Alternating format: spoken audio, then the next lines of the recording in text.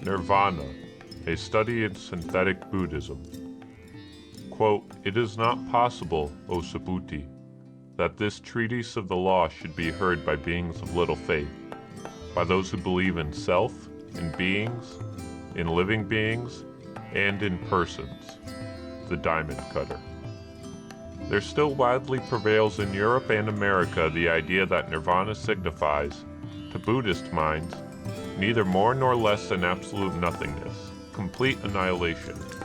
This idea is erroneous, but it is erroneous only because it contains half of a truth.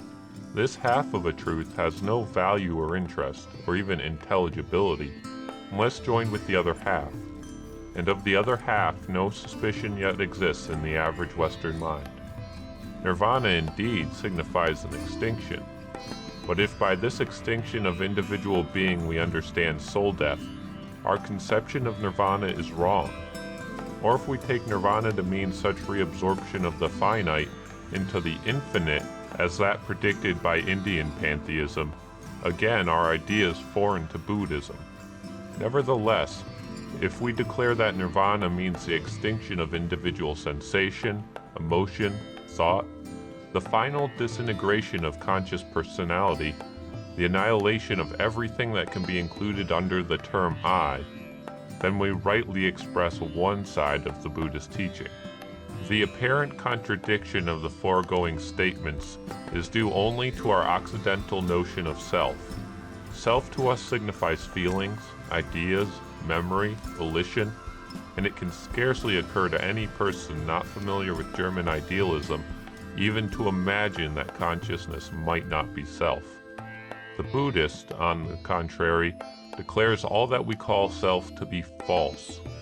He defines the ego as a mere temporary aggregate of sensations, impulses, ideas created by the physical and mental experiences of the race, all related to the perishable body, and all doomed to dissolve with it. What to Western reasoning seems to be the most indubitable of realities, Buddhist reasoning pronounces the greatest of all illusions, and even the source of all sorrow and sin. Quote, "The mind, the thoughts, and all the senses are subject to the law of life and death. With knowledge of self and the laws of birth and death, there is no grasping and no sense perception. Knowing oneself and knowing how the senses act, there is no room for the idea of I, or the ground for framing it. The thought of self gives rise to all sorrows, binding the world as with fetters. But having found there is no I that can be bound, then all these bonds are severed." The above text suggests very plainly that the consciousness is not the real self, and that the mind dies with the body. Any reader unfamiliar with Buddhist thought may well ask, what then is the meaning of the doctrine of karma, the doctrine of moral progression, the doctrine of the consequence of acts? Indeed, to try to study only with the ontological ideas of the West, even such translations of the Buddhist sutras as those given in the sacred books of the East, is to be at every page confronted by seemingly hopeless riddles and contradictions. We find a doctrine of rebirth, but the existence of a soul is denied. We are told that the misfortunes of this life are punishments of faults committed in a previous life, yet personal transmigration does not take place. We find the statement that beings are re-individualized, yet both individuality and personality are called delusions. I doubt whether anybody not acquainted with the deeper forms of Buddhist belief could possibly understand the following extracts which I have made from the first volume of The Questions of King Milinda. The king said, "Nagasena, is there anyone who after death is not re-individualized?" Nagasena answered, "A sinful being is re-individualized. A sinless being is not." "Is there, Nagasena, such a thing as the soul?" "There is no such thing as soul." Pages 86 through 89. The same statement is repeated in a later chapter, page 111, with a qualification, "In the highest sense, O king, there is no such thing." "Is there any being, Nagasena, who transmigrates from this body to another?" "No, there is not." Page 112. Where there is no transmigration, Nagasena, can there be rebirth? Yes, there can. Does he, Nagasena, who is about to be reborn, know that he will be reborn? Yes, he knows it, O king. Page 113. Naturally, the Western reader may ask, how can there be re-individualization without a soul? How can there be rebirth without transmigration? How can there be personal foreknowledge of rebirth without personality? But the answers to such questions will not be found in the work cited. It would be wrong to suppose that the citations given offer any exceptional difficulty. As to the doctrine of the annihilation of self, the testimony of nearly all those Buddhist texts now accessible to English readers is overwhelming. Perhaps the Sutra of the Great Deceased furnishes the most remarkable evidence contained in the sacred books of the East. In its account of the 8 stages of deliverance leading to nirvana, it explicitly describes what we should be justified in calling, from our Western point of view, the process of absolute annihilation. We are told that in the first of these 8 stages, the Buddhist seeker after truth still retains the idea of form, subjective and objective. In the second stage, he loses the subjective idea of form and views form as external phenomena only. In the third stage, the sense of approaching perception of larger truth comes to him. In the fourth stage, he passes beyond all the ideas of form, ideas of resistance, and ideas of distinction, and there remains to him only the idea of infinite space. In the fifth stage, the idea of infinite space vanishes, and the thought comes, it is all infinite reason.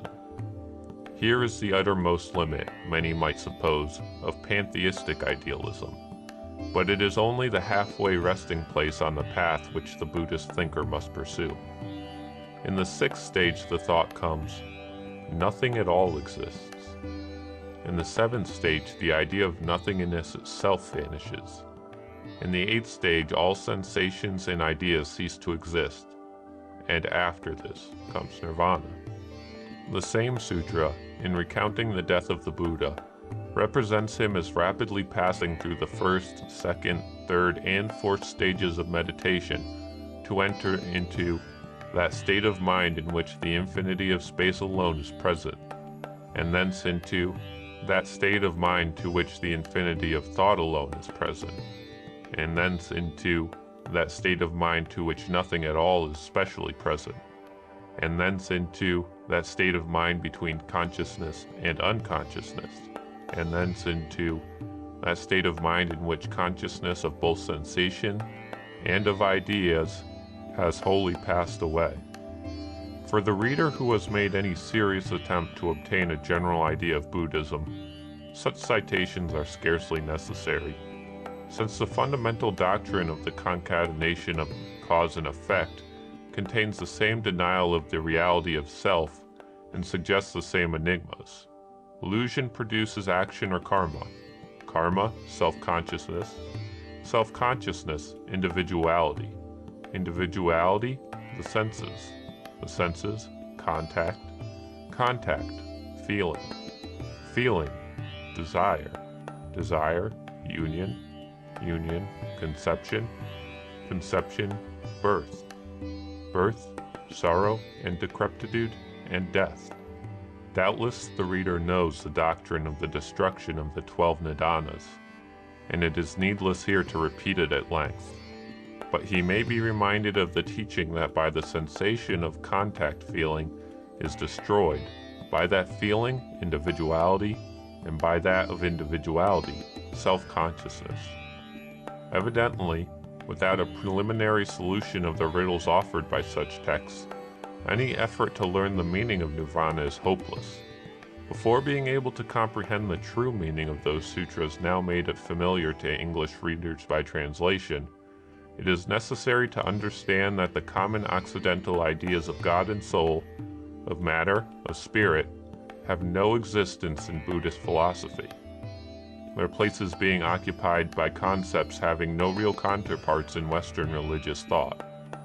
Above all, it is necessary that the reader should expel from his mind the theological idea of a soul. The text already quoted should have made it clear that in Buddhist philosophy there is no personal transmigration and no individual permanent soul.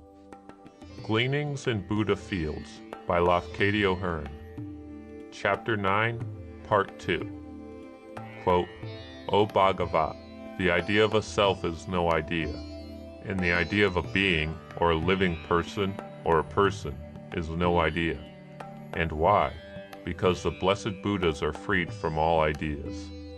The Diamond Cutter. Now let us try to understand what it is that dies, and what it is that is reborn. What it is that commits faults, and what it is that suffers penalties. What passes from states of woe to states of bliss. What enters into nirvana after the destruction of self-consciousness, and what survives extinction and has power to return out of nirvana. What experiences the four infinite feelings after all finite feelings have been annihilated. It is not the sentient and conscious self that enters nirvana. The ego is only a temporary aggregate of countless illusions, a phantom shell, a bubble sure to break. It is a creation of karma, or rather, as a Buddhist friend insists, it is karma.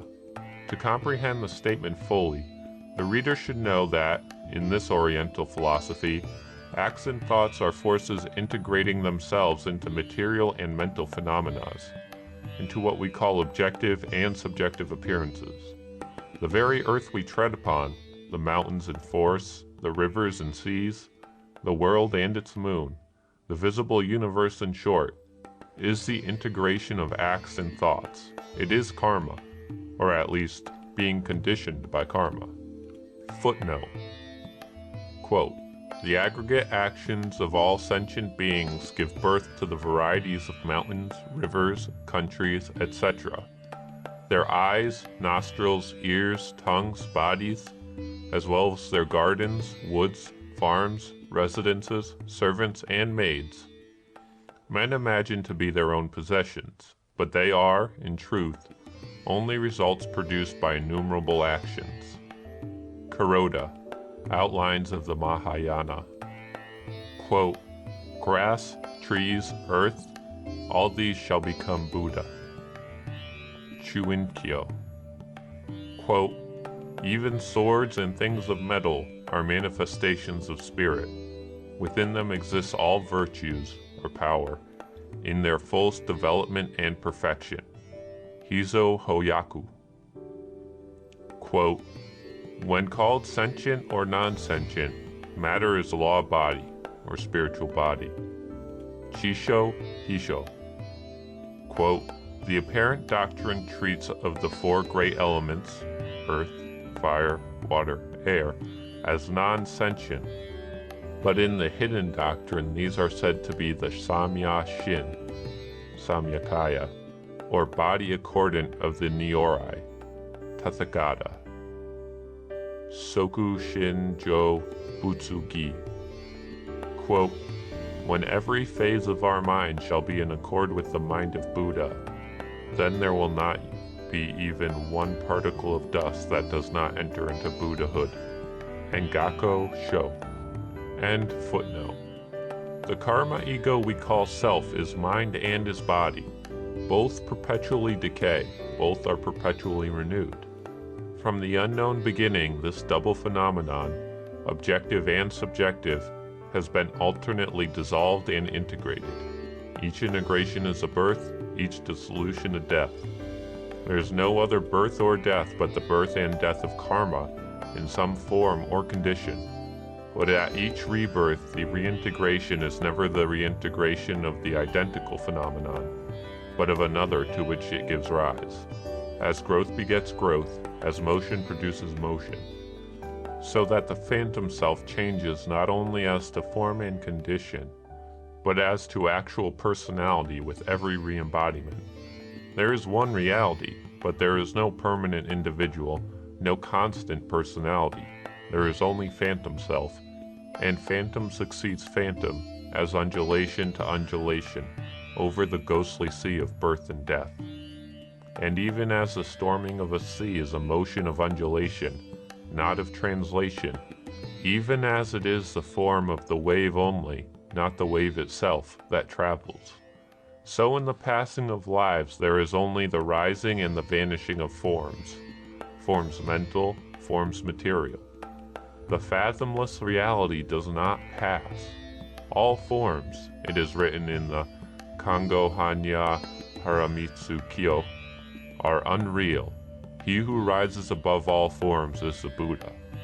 But what can remain to rise above all forms after the total disintegration of body and the final dissolution of mind? Unconsciously dwelling behind the false consciousness of imperfect man, beyond sensation, perception, thought, wrapped in the envelope of what we call soul, which in truth is only a thickly woven veil of illusion, is the eternal and divine, the absolute reality, not a soul, not a personality, but the all-self without selfishness, the Muga no Taiga, the Buddha enwombed in karma.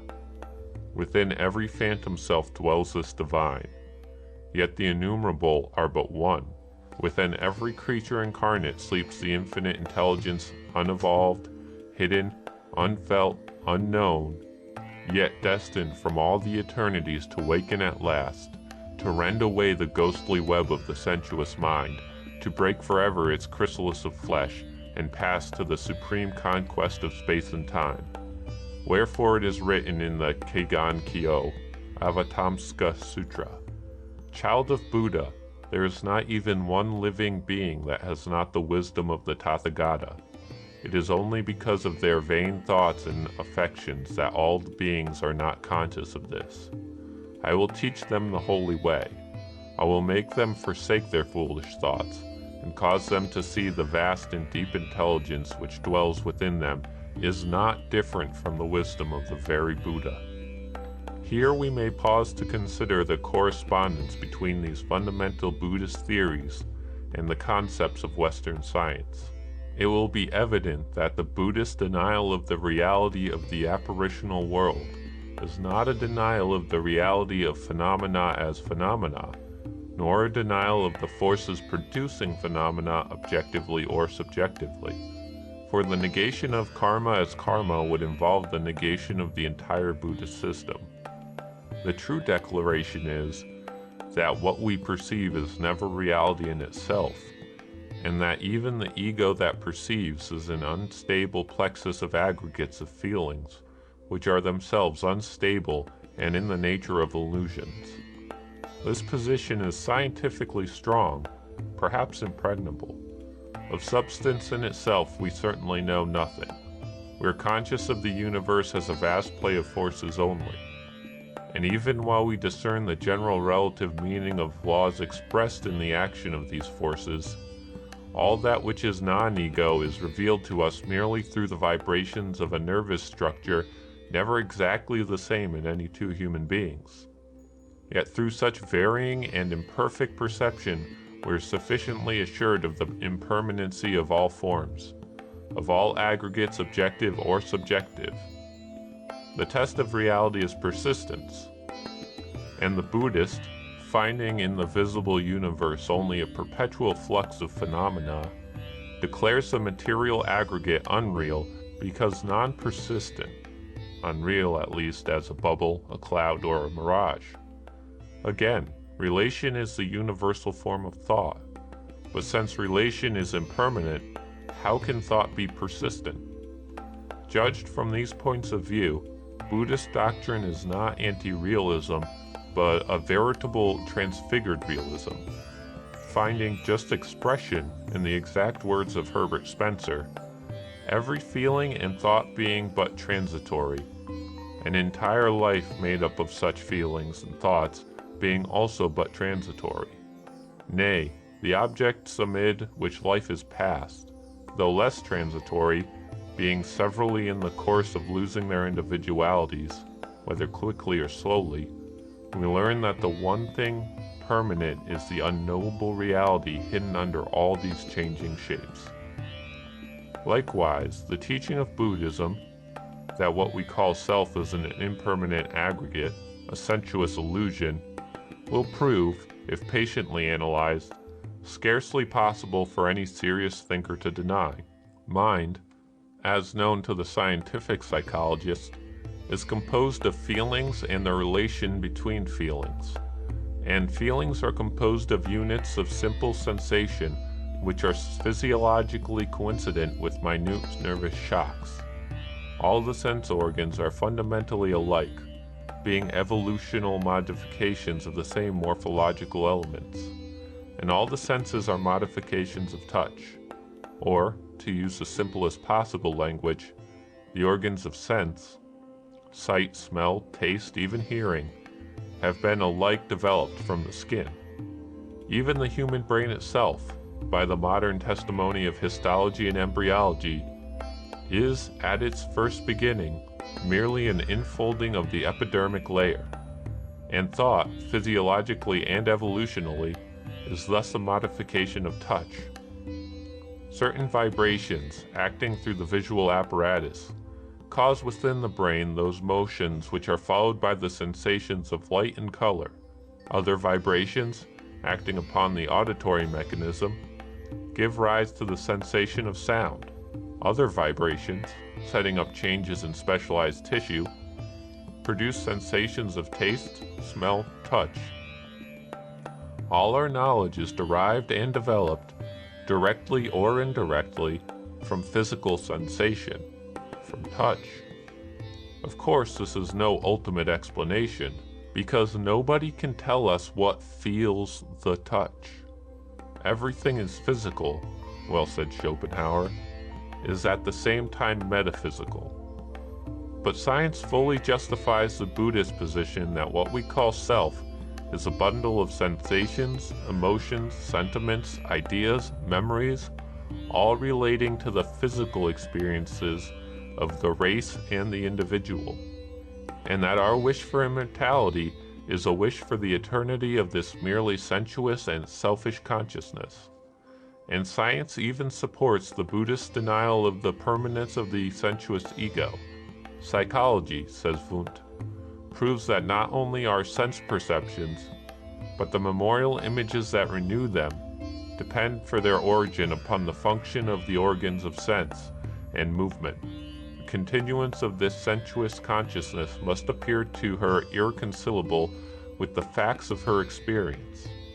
And surely we may well doubt whether such continuance is an ethical requisite, more, whether the fulfillment of the wish for it, if possible, were not an intolerable destiny. Gleanings in Buddha Fields by Lafcadio Hearn. Chapter 9, Part 3. Quote, O Subhuti, if I had had an idea of a being, of a living being, or of a person, I should also have had an idea of malevolence. A gift should not be given by anyone who believes in form, sound, smell, taste, or anything that can be touched. The Diamond Cutter. The doctrine of the impermanency of the conscious ego is not only the most remarkable in Buddhist philosophy, it is also, morally, one of the most important. Perhaps the ethical value of this teaching has never yet been fairly estimated by any Western thinker. How much of human unhappiness has been caused, directly and indirectly, by opposite beliefs, by the delusion of stability, by the delusion that distinctions of character, condition, class, creed are settled by immutable law, and that the delusion of a changeless, immortal, sentient soul destined by divine caprice to eternities of bliss or eternities of fire. Doubtless the ideas of a deity moved by everlasting hate, of soul as a permanent, changeless entity destined to changeless states, of sin as an unatonable and of penalty as never-ending, were not without value in former savage stages of social development. But in the course of our future evolution they must be utterly got rid of, and it may be hoped that the contact of Western with Oriental thought will have for one happy result the acceleration of their decay. While even the feelings which they have developed linger with us, there can be no true spirit of tolerance, no sense of human brotherhood, no awakening of universal love. Buddhism, on the other hand, recognizes no permanency, no finite stabilities, no distinctions of character or class or race, except as passing phenomena. Nay, no difference even between gods and men, has been essentially the religion of tolerance. Demon and angel are but varying manifestations of the same karma. Hell and heaven mere temporary halting places upon the journey to eternal peace. For all beings there is but one law, immutable and divine, the law by which the lowest must rise to place of the highest, and the law by which the worst must become the best. The law by which the vilest must become a Buddha. In such a system there is no room for prejudice and for hatred.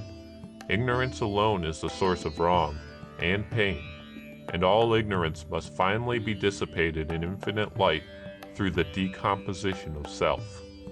Certainly, while we try to cling to the old theories of permanent personality and of a single incarnation only for each individual, we can find no moral meaning in the universe as it exists. Modern knowledge can discover no justice in the cosmic process. The very most it can offer us by way of ethical encouragement is that the unknowable forces are not forces of pure malevolence, neither moral nor immoral, to quote Huxley, but simply unmoral. Evolutional science cannot be made to accord with the notion of indissoluble personality. And if we accept its teachings of mental growth and inheritance, we must also accept its teachings of individual dissolution and of the cosmos as inexplicable. It assures us, indeed, that the higher faculties of man have been developed through struggle and pain, and will long continue to be so developed. But it also assures us that evolution is inevitably followed by dissolution, that the highest point of development is the point likewise from which retrogression begins. And if we are each and all mere perishable forms of being, doomed to pass away like plants and trees, what consolation can we find in the assurance that we are suffering for the benefit of the future? How can it concern us whether humanity becomes more or less happy in another myriad ages, if there remains nothing for us but to live and die in comparative misery?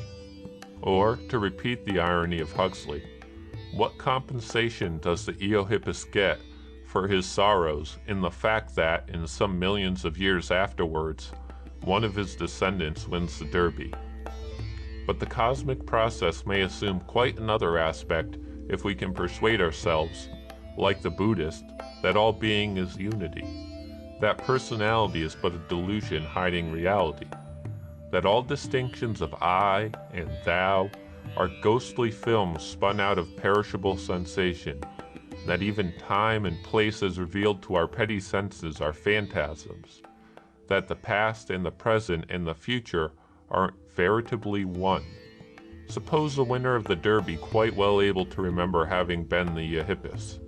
Suppose the being, once man, able to look back through all veils of death and birth, through all evolutions of evolution, even to the moment of the first faint growth of sentiency out of non-sentiency, able to remember, like the Buddha of the Jatakas, all the experiences of his myriad incarnations, and to relate them like fairy tales for the sake of another Ananda. We have seen that it is not the self but the non-self, the one reality underlying all phenomena, which passes from form to form. The striving for nirvana is a struggle perpetual between false and true, light and darkness, the sensual and the supersensual, and the ultimate victory can be gained only by the total decomposition of the mental and physical individuality. Not one conquest of self can suffice. Millions of selves must be overcome. For the false ego is a compound of countless ages, possesses a vitality enduring beyond universes.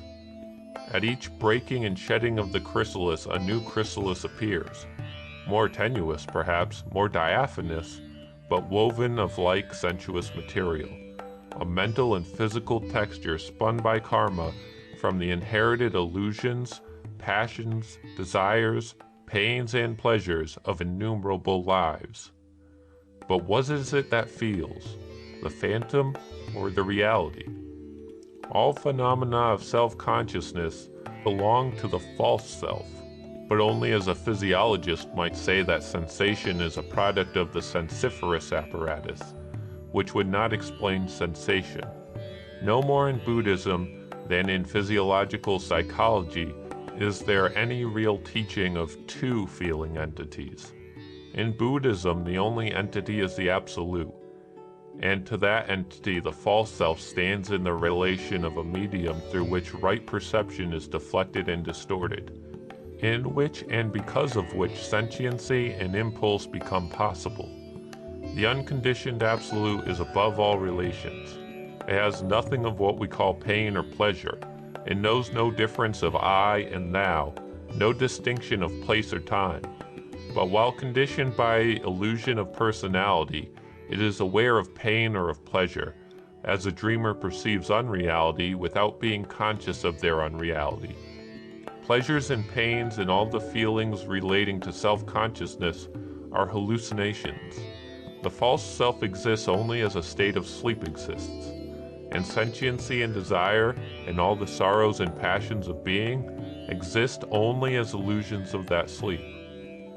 But here we reach a point at which science and Buddhism diverge. Modern psychology recognizes no feeling not evolutionally developed through the experiences of the race and the individual. But Buddhism asserts the existence of feelings which are immortal and divine. It declares that in this karma state, the greater part of our sensations, perceptions, ideas, thoughts are related only to the phantom self, that our mental life is little more than a flow of feelings and desires belonging to selfishness, that our loves and hates and hopes and fears and pleasures and pains are illusions. Footnote, quote, pleasures and pains have their origin from touch. Where there is no touch, they do not arise. Ataka Vaga 11. End footnote.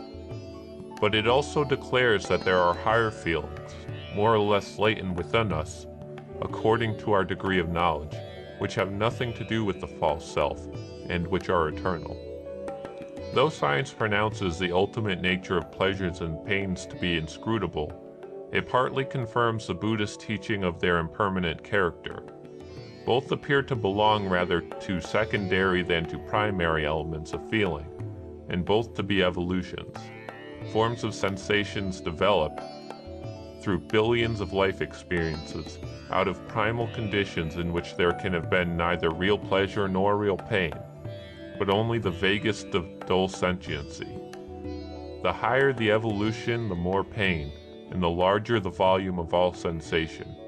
After the state of equilibration has been reached, the volume of feeling will begin to diminish.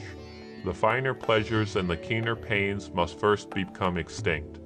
Then by gradual stages the less complex feelings, according to their complexity, till at last, in all the refrigerating planet, there will survive not even the simplest sensation possible to the lowest form of life. But, according to the Buddhist, the highest moral feelings survive races and suns and universes. The purely unselfish feelings, impossible to grosser natures, belong to the Absolute. In generous natures, the divine becomes sentient, quickens within the shell of illusion, as a child quickens in the womb, whence illusion itself is called the womb of the Tathagata. In yet higher natures, the feelings which are not of self find room for powerful manifestation, shine through the phantom ego as light through a vase. Such are purely unselfish love, larger than individual being, supreme compassion, perfect benevolence. They are not of man, but of the Buddha within the man. And as these expand, all the feelings of self begin to thin and weaken. The condition of the phantom ego simultaneously purifies. All those opacities which darken the reality of mind within the mirage of mind begin to illumine, and the sense of the infinite, like a thrilling of light, passes through the dream of personality into the awakening divine. Footnote, quote, to reach the state of the perfect and everlasting happiness is the highest nirvana. For then all mental phenomena, such as desires, etc., are annihilated. And as such mental phenomena are annihilated, there appears the true nature of true mind, with all its innumerable functions and miraculous actions. Kuroda, Outlines of the Mahayana. End footnote. But in the case of the average seeker after truth, this refinement and ultimate decomposition of self can be effected only with lentor inexpressible. The phantom individuality, though enduring only for the space of a single lifetime, shapes out of the sum of its innate qualities, and out of the sum of its own particular acts and thoughts, the new combination which succeeds it, a fresh individuality, another prison of illusion for the self without selfishness. Footnote. It is on the subject of this propagation and perpetuation of characters that the doctrine of karma is in partial agreement with the modern scientific teaching of the hereditary transmission of tendencies. End footnote. As name and form, the false self dissolves, but its impulses live on and recombine, and the final destruction of those impulses, the total extinction of their ghostly vitality, may require a protraction of effort through billions of centuries. Perpetually from the ashes of burnt-out passions, subtler passions are born. Perpetually from the graves of illusions, new illusions arise. The most powerful of human passions is the last to yield. It persists far into the superhuman conditions. Even when its grosser forms have passed away, its tendencies still lurk in those feelings originally derived from it or interwoven with it, the sensation of beauty, for example, and the delight of the mind in graceful things. On earth, these are classed among the higher feelings, but in a supramundane state their indulgence is fraught with peril. A touch or a look may cause the broken fetters of sensual bondage to reform. Beyond all worlds of sex, there are strange zones in which thoughts and memories become tangible and visible objective facts, in which emotional fancies are materialized, in which the least unworthy wish may prove creative. It may be said in Western religious phraseology that throughout the greater part of this vast pilgrimage and in all the zones of desire, the temptations increase according to the spiritual strength of resistance. With every successive ascent, there is a further expansion of the possibilities of enjoyment, an augmentation of power, a heightening of sensation. Immense the reward of self-conquest, but whosoever strives for that reward strives after emptiness. One must not desire heaven as a state of pleasure.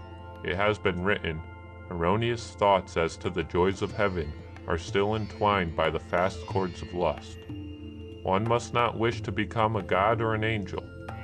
Whatsoever brother, O Bigas, the teacher said, may have adopted the religious life thinking to himself, by this morality I shall become an angel, his mind does not incline to zeal, perseverance, exertion. Perhaps the most vivid exposition of the duty of the winner of happiness is that given in the Sutra of the Great King of Glory. This great king, coming into possession of all imaginable wealth and power, abstains from enjoyments, despises splendors, refuses the caresses of a queen dowered with the beauty of the gods, and bids her demand of him, out of her own lips, that he forsake her. She, with dutiful sweetness, but not without natural tears, obeys him, and he passes at once out of existence. Every such refusal of prizes gained by virtue helps to cause a still more fortunate birth in a still loftier state of being. But no state should be desired, and it is only after the wish for nirvana itself has ceased that nirvana can be attained. And now we may venture for a little while into the most fantastic region of Buddhist ontology, since without some definite notion of the course of psychical evolution therein described, the suggestive worth of the system cannot be fairly judged. Certainly I am asking the reader to consider a theory about what is beyond the uttermost limit of possible human knowledge. But as much of the Buddhist doctrine as can be studied and tested within the limit of human knowledge is found to accord with scientific opinion better than does any other religious hypothesis, and some of the Buddhist teachings prove to be incomprehensible anticipations of modern scientific discovery, can it therefore seem unreasonable to claim that even the pure fancies of a faith so much older than our own, and so much more capable of being reconciled with the widest expansions of 19th century thought, deserve at least respectful consideration? End of section 11. Recording by Dan McAdams.